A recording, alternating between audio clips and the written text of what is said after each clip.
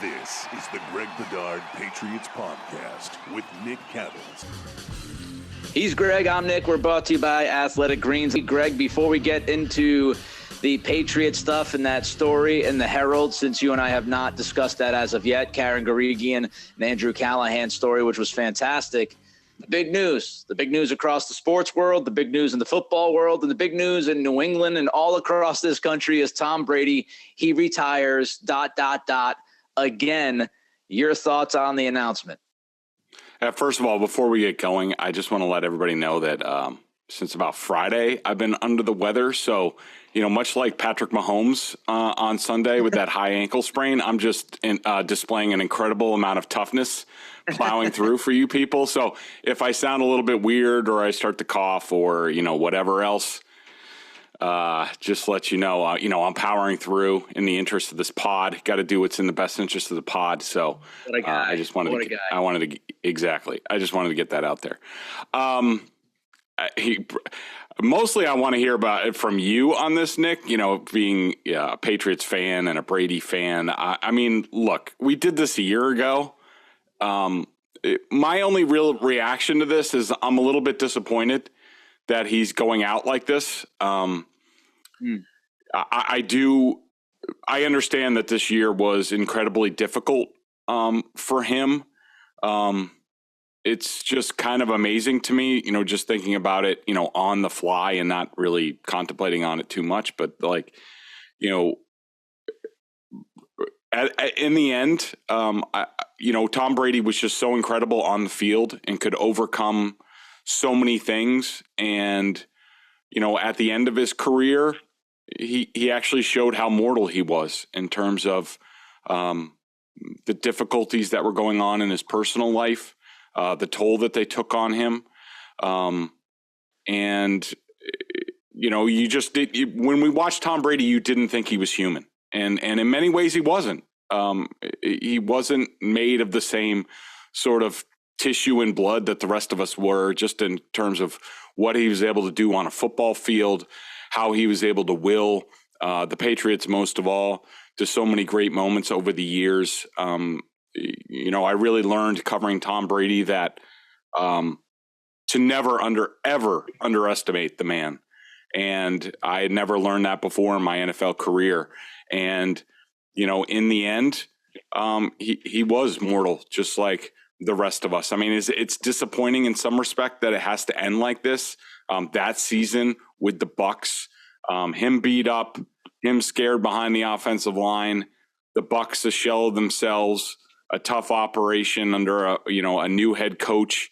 I did not think that's the way it was going to end. But unfortunately, even our heroes can't pick their final script. So, a little bit disappointing, but, really right where we were about a year ago when we were celebrating Tom's career and his greatness. Nothing has really changed in the past year. He played another football season. We'll never really think about it. We'll think about the 7 Super Bowl titles and the 3 MVPs and the unbelievable accomplishments on the field. And, this, no one will remember this. And that's the way it should be. I'm surprised too. I was thinking he was going to come back for one more year. We talked about it, I think, when the season was over for him. I mean, getting humiliated by the Dallas Cowboys at home is not how I kind of envisioned his career ending. But as you said, scripts don't go perfect all the time. It ends when it ends. And so it is disappointing to see that the Tampa Bay kind of unsettled situation, I think, impact his season this year. Byron Leftwich was overwhelmed as an offensive coordinator a lot of times this year. And it wasn't great for the team, and it wasn't great for Tom. I do wonder if things were different personally and even professionally, if he would stay for one more season. I wonder if Tampa had a little bit of a firm grasp on what the hell they were doing instead of their entire staff imploding and Bruce Arians, leaking out that he's angry and, all these guys getting fired. I wonder if Tom would have hung on for another year if Tampa was in a better situation. I think he looks at the Bucs organization right now and the team, the roster, and he says, "Yeah, thanks, but no thanks. We're not gonna win anything next year." And that brings me to the personal side of this. You know, Tom had a very, very rough year personally. We know going back a few years ago, his mom was diagnosed with cancer, and he had to get through that. And he's gone through a number of things personally during his career. But this past season just seemed different. It hit different for him. He lost 15 pounds during the season. You would see him when he was speaking to the media. He just looked gaunt. He looked like he was done. Physically, he looked like he was tired. He didn't look like himself. And I think a lot of that had to do with what he was going through personally.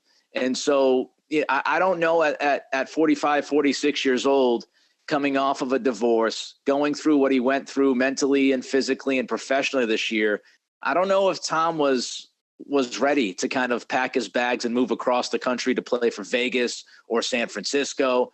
I think he probably looked around and said, yeah, the team's not going to be very good. This was a really tough year. I just want to stay where I'm at. You know, I don't feel like moving, and maybe he'll move. Maybe he'll move back closer to his parents. I don't know, but this is all just, you know, me kind of trying to figure out why he's walking away. I could see him saying, no, I want to stay here. I want to stay close to my kids. Don't want to go through what I just went through this past year. It's just better for me to walk away at this time. So it is disappointing and surprising, but the dude is the GOAT, and there's no argument. No matter what Mike Francesa wants to say ridiculously on ESPN television this morning, couldn't care less. Brady is the GOAT, and if anybody disagrees with that, they just don't know football, and they probably should not talk football for the rest of their lives. Moving on. Let's look at the Patriots. The Boston Herald came out with a story, Karen Guregian. And can I just say this about Karen? Because I tweeted out a shout out to Andrew Callahan at the time. I didn't realize that Karen wrote it as well. I just want to give my props to Karen, who's been on the beat for a long time. She's a veteran. She's done great work. She's awesome. So shout out to Karen Guregian for also being a part of this story with Andrew. Man, oh man, Greg, there was a lot in here. I know some of it we could have figured out by watching the season unfold. I know some of it had been implied during the season, but this really gave us a clear picture as to how much of a disaster it was in that building for the offense this past year. Yeah, and I will echo your thoughts on Karen. I mean, Karen's one of my favorite people on the beat. She's somebody that, we often talk and sort of consult with each other, or at least bend an ear because we've both been at it a long time. And, there's a lot of respect there. And I just think, I think Karen's, fabulous. I think she's entirely underrated. People don't appreciate how good she is because she doesn't typically do a lot of the splashy stuff that some of us do, but she's a pro's pro. And the one word I would use to describe Karen is relentless. She is relentless in doing her job, and it's been that way for about 30 years and across sports. She started out, I think, as far as I know, covering the Bruins. So she's done it all, and she's tremendous. My general comment on this story is I think it was a good story. It advanced the story, a lot of the stuff that we've been talking about, and even some of the stuff that I've written over the course of the year. I sort of wrote my offensive breakdown with about like 2 or 3 weeks left in the season, and they had some fabulous quotes in the story. The Bill effed us quote is just a tremendous quote that I'd give my left arm for. So, kudos to them for getting that. It's not really a criticism of the story because they wrote the story that they thought they could write. And I got this question on Felger and Maz the other day because I've said this team is dysfunctional. And people they want specifics, and I'm just not. That's just not the way journalism works. I mean, I know what I know, but there's a difference between what I know and what I can report. And right. I will report what I'm comfortable reporting in terms of my ethics when I do. And I don't know if that will happen. That's not the way journalism works. I mean, I have anecdotes, but I need those anecdotes. To me, I need them confirmed by other people. And to this point, I haven't gotten that. I'm hoping that some time and some distance allows for that to happen. But, who knows? But this is the story that the Herald ran. This is what they were comfortable with reporting. My overall thought on writing about the Patriots 2022 offense and their dysfunction, and it was dysfunctional, and we've been telling you that it's been dysfunctional the entire season from May on, from what I was hearing from people behind the scenes and what we've seen on film, what I saw in practices, what I was hearing from people, all along the way. And if people needed some specifics like this to really believe it, that's fine. But this is where the Patriots have been, all season, as we've told you.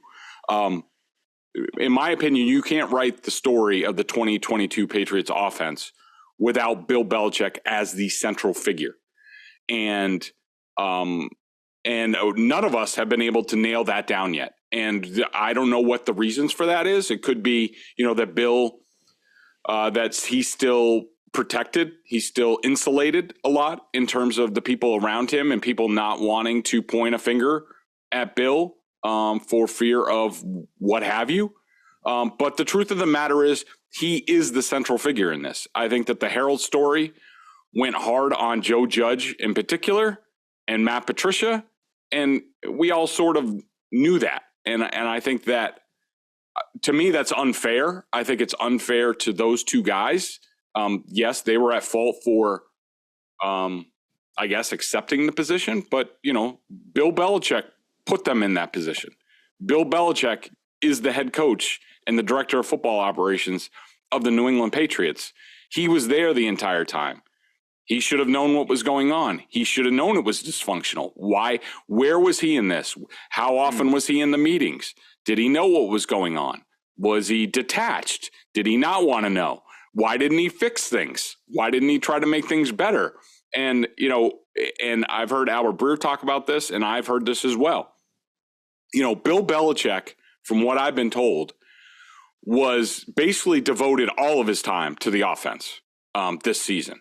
And if that's the case, he has to be the central figure in all this. I mean, in a lot of ways, if we're talking about, if we're pointing the finger at Joe Judge and Matt Patricia for being at fault for all this, to me, it's akin to, blaming the Watergate, stopping at the Watergate burglars in that story. I mean, it's like G. Gordon Patricia, and it's there's more there. These people were doing it at the direction of somebody, and to me, I think Bill Belichick is that central figure. I don't know if we'll ever get that story, but I think that I thought they did a great job advancing the story. Hopefully, one of us, doesn't have to be me, could be Tommy Kern, could be Mike Reese, could be Jim McBride, could be whoever can get the true scope of what went on, because I think that, to me, that's the story of the 2022 Patriots. Yeah, Joe Judge looks particularly awful in the story, with a number of anecdotes, just not good for him at all. I think Matt Patricia. Nick, here's one thing on that, Nick. Sure. And we've talked about this before, and I've written it before. Like, this isn't the first time that Joe Judge has been a disaster on offense. When he was the 2019, when he went over to wide receivers in 2019 and did double duty, he was a freaking disaster. And just like in 2019, according to the Herald story, Joe Judge was, and I made reference to this to Felger and Maz. I started asking questions like, where's Joe Judge in all this about 2/3 of the way through the season? And from what I was hearing, he had been pushed aside largely in his offense. The same thing happened in 2019. Yet 3 years later, Bill Belichick puts Joe Judge not only back on offense, but handling the quarterbacks, like the most important position on the field. So to me, that's just a dereliction of duty. And to me, it speaks to, what's going on this offseason with the Crafts sort of stepping up, the Crafts, in my opinion, facilitating Bill O'Brien being back here as offensive coordinator. And to me, I think that's essential. I think it's a good job by the Crafts, because I think at this point in time, I look at Bill Belichick as an aging quarterback, and I've covered them. I covered the end of Marino. I covered the end of Brett Favre, and now we see the end of Tom Brady. And what happens with those aging quarterbacks?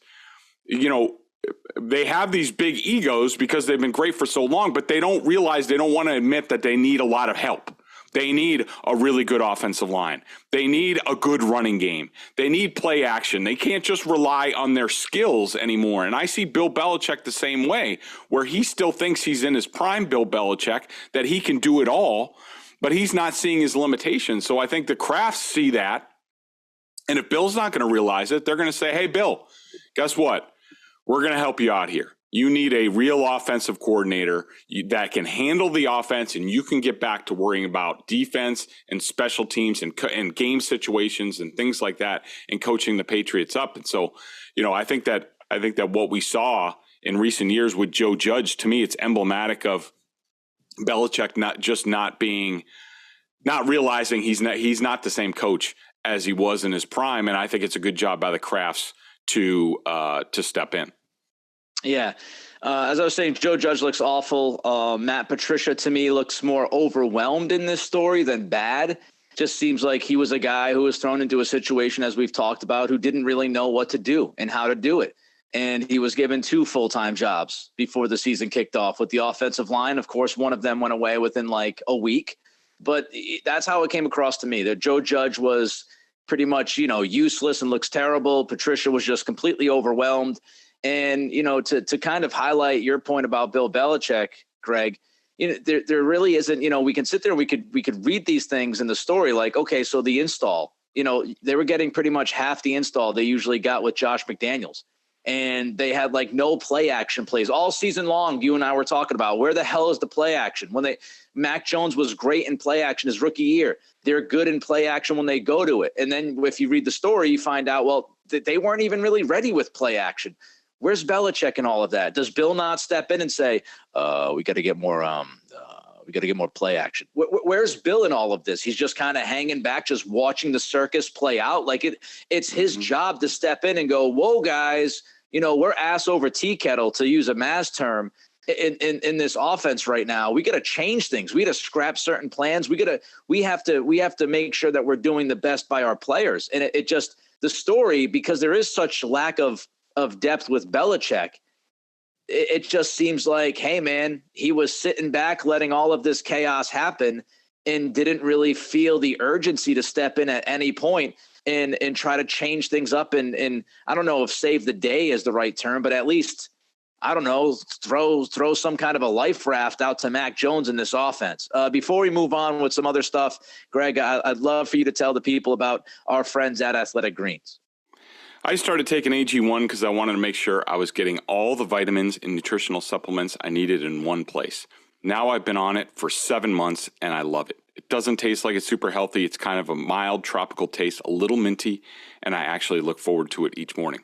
So what is this stuff? With one delicious scoop of AG1, you're absorbing 75 high-quality vitamins, minerals, whole food source ingredients, probiotics, and adaptogens to help you start your day right.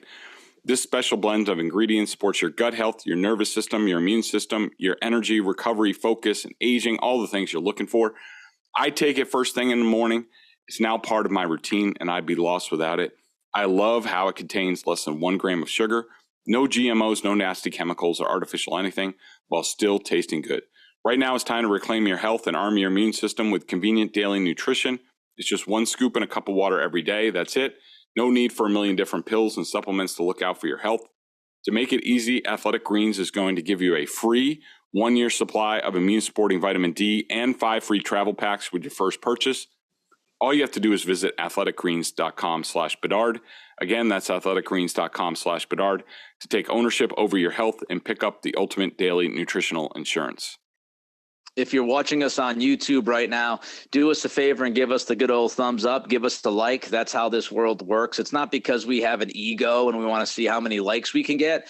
The more likes we get, the more YouTube actually allows us to be seen by people, which is a very nice thing. So if you like the content, if you enjoy what Greg and I do, and you're watching us on YouTube, please just click that thumbs up button, give us a like, and it will help us out tremendously.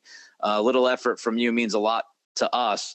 One more question, Greg, about this story before we move on to your top 15 Patriots of this past season. Matt Patricia, not with the team in Vegas. Joe Judge was with the team in Vegas. This story coming out, do you think it could impact Belichick's, decisions as far as Judge and Patricia go? I do, and it's part of the reason why. At least, look, and this is just me, and I may be wrong. I'm not a dean of journalism or anything, and I've certainly made more than my mistakes in my career. But some of the reason why you sort of give things like the Patriots train wreck offense this season some room to breathe after the season is because, you give people room to make changes. And then once you make changes, then maybe people feel a little bit more free to talk and put things into context and things like that.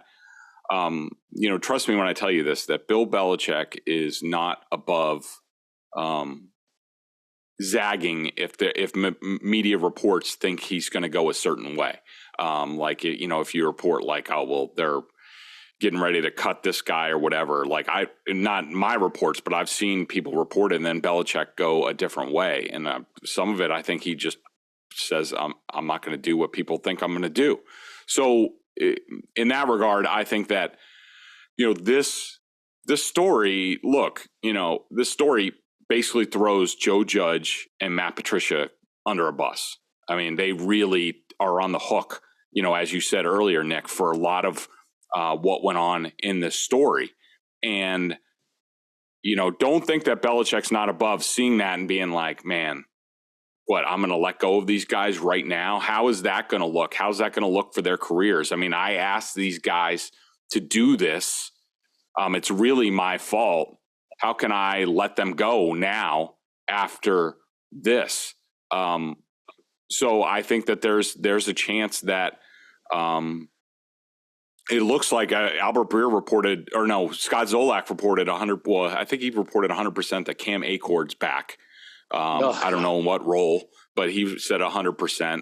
I think Burr Breer said 100% that Joe Judge is back. And at the Shrine Bowl practices, he was on the offensive side. I would not be surprised, and I haven't heard this. This is just my guess, and putting some of the puzzle pieces together from the last time Judge was here and what the roles that they were thinking about with him.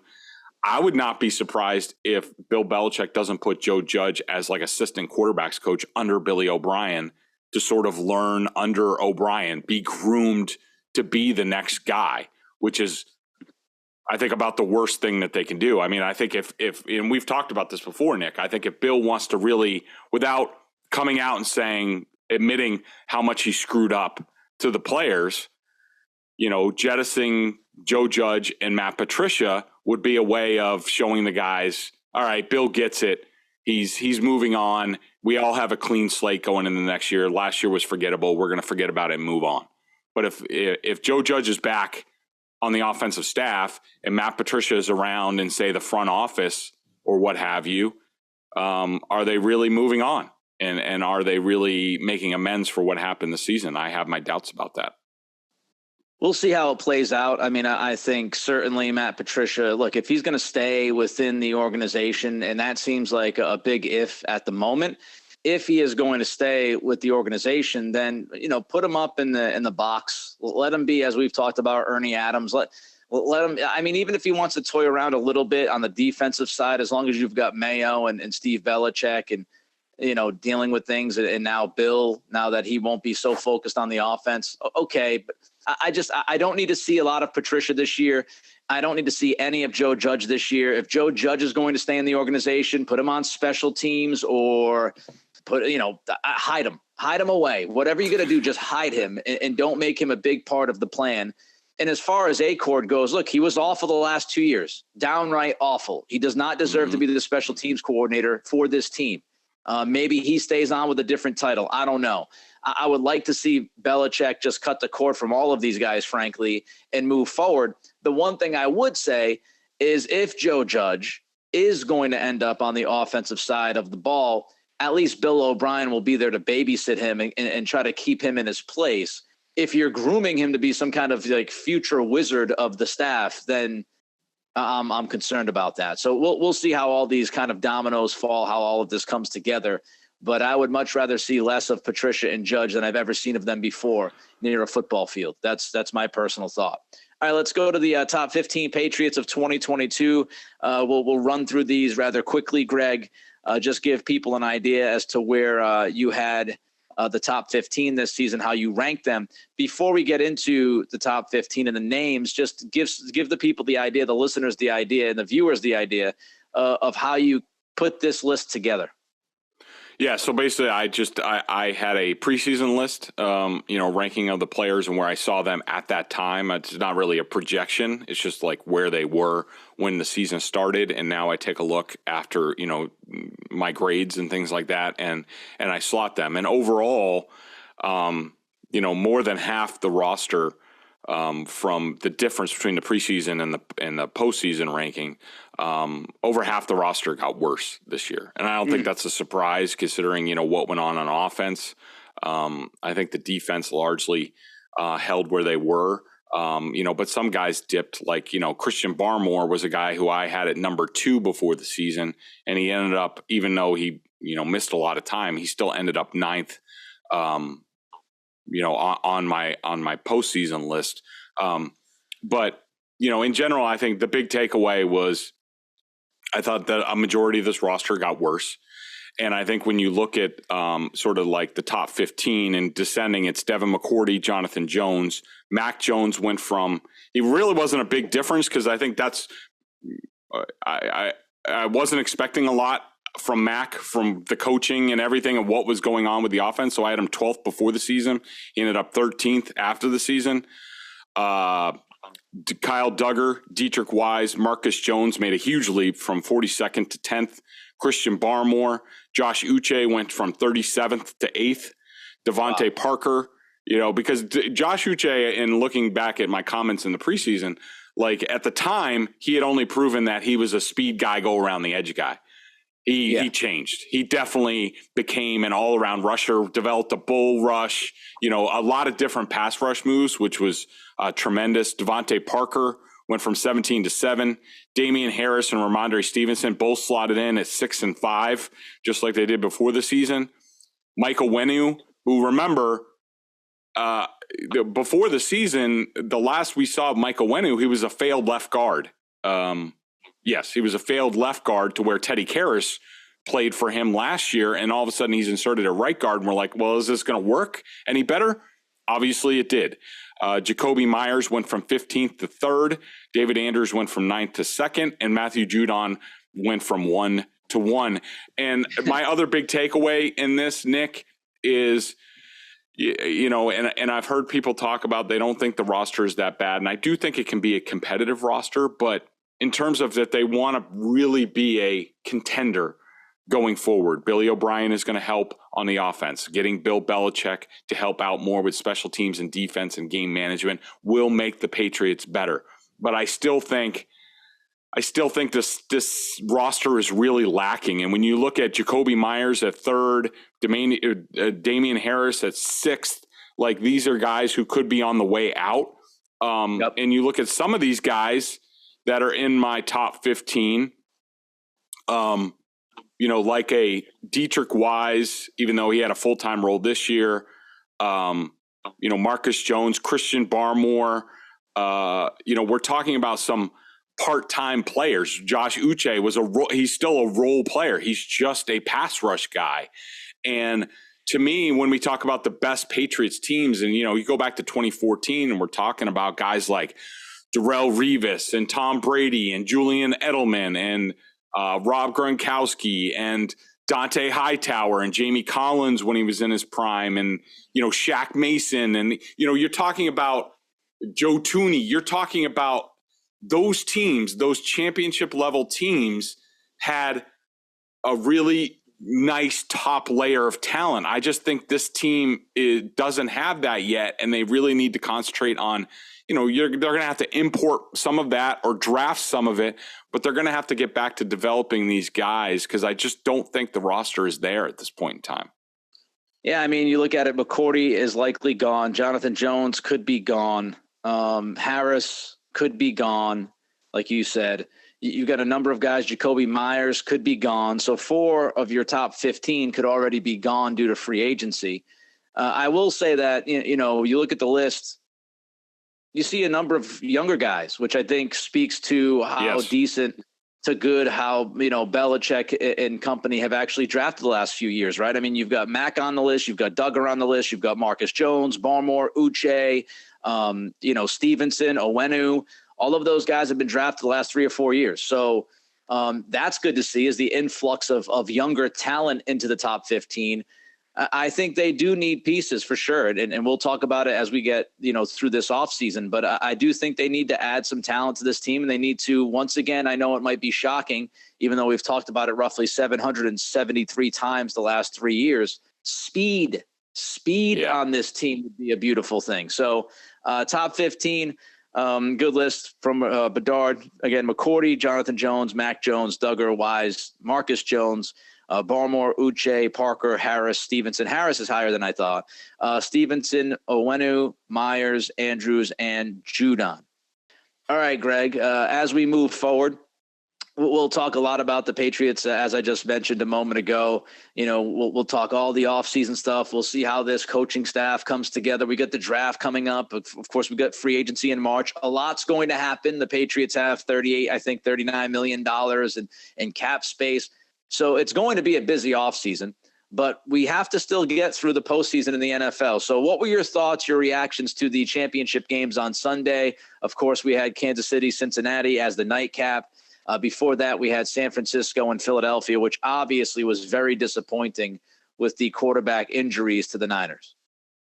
Yeah, I thought, sort of my big takeaway, I mean, I guess, in general, I think the 2 best teams are meeting in the Super Bowl. I think that the Eagles, in my opinion, they're the most talented overall team. I think the two teams that advanced also protected their quarterback the best. I think that really matters. I also thought that their defensive lines dominated those games. I think that the thing that drove me crazy all weekend was just the poor game management by basically all the coaches in this game. I mean, even Nick Sirianni. I mean, you certainly had Zach Taylor. Everybody wants to blame Osai for the personal foul penalty, and it was look, he's a 22-year-old kid. He had a brain fart. Mahomes maybe acted a little bit. It had to be called there. That's a 15-yard penalty. Zach Taylor deciding to punt a line drive right down the middle of the field with 40 seconds left in the game, and the Chiefs only having 1 timeout was just stupid. It was, they returned the punt 29 yards. It was double the penalty that Osai had, and that gave the Chiefs a chance. That has to be punted near the sideline, if not out of bounds. And if you want to give up a few yards, it's still, they have the ball at the 35 with about 30-something seconds left and 1 timeout, and Butker going in that direction doesn't have a whole lot of distance. So he had to get inside 50 to make it. I mean, as long as you play smart defense, which the Bengals usually do, they probably go to overtime. And I thought that decision was terrible. I thought that some of Andy Reid's decision before halftime, when they went 3 straight passes without, getting to the 2-minute warning and running the clock, that was dumb. They had a big lead at the time. I think it was like 13-3 or something at that point, and they opened it up to the Bengals to come back. And I thought Kyle Shanahan, his decision to be aggressive before halftime with Josh Johnson at quarterback. They're down 14-7 with the ball. The Eagles only have 2 timeouts left. If you're Kyle Shanahan, if you're a real head coach and you're managing the game, you have to think, all right, how do I get at worst to halftime down 14-7 and we get the ball back after halftime? And He didn't manage that. He got way too aggressive. Josh Johnson drops the snap, which, might happen. They were rushing at the time. They didn't need to rush. They had all 3 timeouts. Take your time. Make sure you know what you're doing. And, that fumble there, all of a sudden they're down 21-7, and now the game's over just because Kyle Shanahan made a game management mistake. Andy Reid, same sort of thing. He made a mistake. Sirianni had a mistake after halftime. They're up 21-7, and he keeps throwing the ball, and he gets bailed out. They punted, but not the Eagles. Who did they play? The 49ers get the roughing the punter penalty, and that gives them a first down, and now they go up 28-7. But Sirianni made a mistake before that where you're not playing the 49ers anymore. You're now playing the clock. Run the clock. And so I just thought there was a bunch of game management issues. To me, it shows to me that there's still an opening if Bill Belichick can get back to managing the game and being that guy instead of having to worry about the offense all the time. If he can get back to that, he can still give the Patriots an edge in that part of the game. Chris Jones was a monster in the AFC Championship game. Spagnuolo moved him all along the defensive line. He played both edges. He played inside, and he was just absolutely dominant, going through double teams, going through chips. Just you name it, he did it. He was a one-man wrecking crew on that D-line for the Chiefs. And if you want to go crazy, you could. In the best world of all worlds for Patriots fans, that Christian Barmore, if he could give you some of that, move him along the line and have him pressure and do all those kinds of you want to talk about a great performance. Chris Jones had it. I agree with you. The coaching, Kyle Shanahan, not only, the end of the first half, which I completely agree with you. I had a few people on Twitter coming at me like, oh, the guy's going to catch the snap. I understand the fumble is not on Shanahan, but the fact that he was rushing his 4th string quarterback. Yep. When, you're down by 7, you're getting the football to start the 3rd quarter, go into the locker room by a touchdown, tell everybody to take a big breath, get with Josh Johnson for a couple of minutes and go over the game plan and go out there down by 7, getting the ball. But you decided to run quick and, throw the football and then have Josh Johnson, running up to the line of scrimmage and again, playing quick and getting shotgun snaps, and the weather wasn't perfect. And when you ask a guy who's a 4th string quarterback who is already overwhelmed, you put him in that kind of a situation, in that kind of pressure spot. Yeah, guess what? The guy could screw up, and he did screw up. He fumbled the snap, then he fumbled it on the ground, and now you lose the football, and you go into halftime down by 14, game over, it's done. The other thing about Shanahan that so Brock Purdy gets hurt. And one of the reasons why Brock Purdy gets hurt is because Kyle Shanahan's protection plan and O-line coach protection plan sucked. They decided to have a backup tight end block one-on-one Hassan Reddick, who went into this game as one of the top pass rushers in the NFL this year. And your backup tight end got his ass handled. And because of that, Reddick got in, hits Purdy. Purdy gets hurt. Now, of course, yes, quarterbacks get hit all the time and they don't tear their UCLs. I understand that. But guess what? The quarterback does not tear his UCL if he doesn't get hit by Reddick.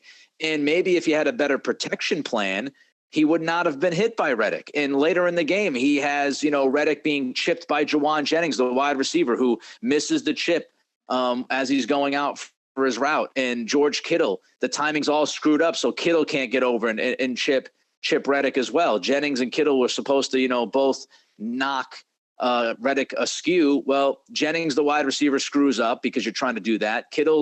His timing's off, so Reddick gets in there and smashes, I think it was Josh Johnson. So, the protection plan, you can't go against the defensive line like the Eagles and be like, yeah, we're going to block them with our wide receiver and our backup tight end. It's not a good idea. It's not a good idea at all. We could save the Super Bowl stuff until next week. Greg, BSJ member question of the day today.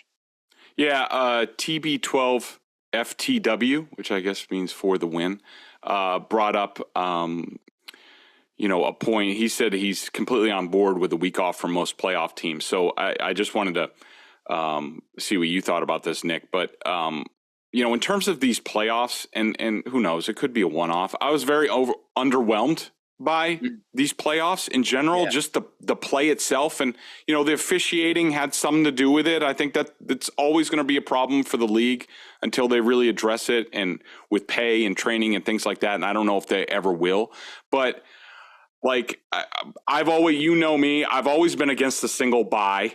And now we have both number one seeds. It didn't work out last year. It did this year. I think it's too much of an advantage for those teams because I think that because of the disparity in the schedules, like a lot of teams just get the number one seed because they had an easier, like, out of division schedule. Like they play like the AFC South one year. Like, why should they get the number one bye just because they had an easier road?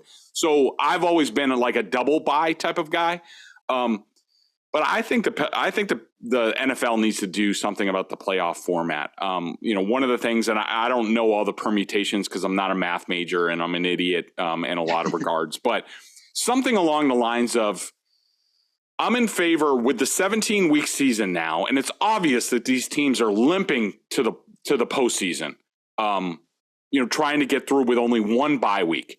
If you're not going to do a double bye week during the season, then I think they need to figure out some way where maybe they put an 8th team into the playoffs and they do like a play-in round the first week of the playoffs, and all the other teams that normally qualify for the playoffs, they get a week off, you know, to rest, heal up. Maybe the top 2 teams or the top 1 team, whatever, maybe they get another bye. I don't know how that would work out. But I think the format that they have right now, where they go right into the playoffs and only one team gets a week off, I'm sorry, you're just asking for bad football championship weekend. And I thought that's what we largely got this weekend, even though Chiefs-Bengals was highly competitive.